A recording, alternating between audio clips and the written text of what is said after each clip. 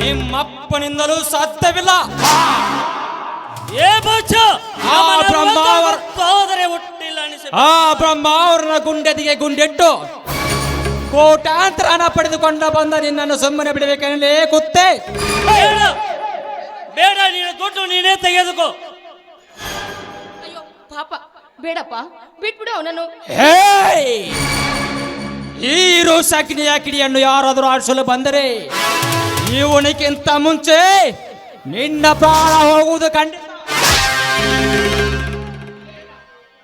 ಬೇಡ, ನೀನು ದುಡ್ಡು ನೀನೇ ತೆಗೆದುಕೋ, ನನ್ನನ್ನು ಬೆಟ್ಟ ಬಿಡು.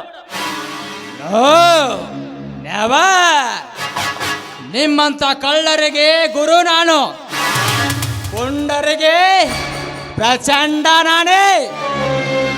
ನಿನ್ನನ್ನು ಬಿಟ್ಟರೆ ನನಗೆ ಹಿಂದಿನಿಂದ ಚೂರಿ ಹಾಕುವುದು ಖಂಡಿತ.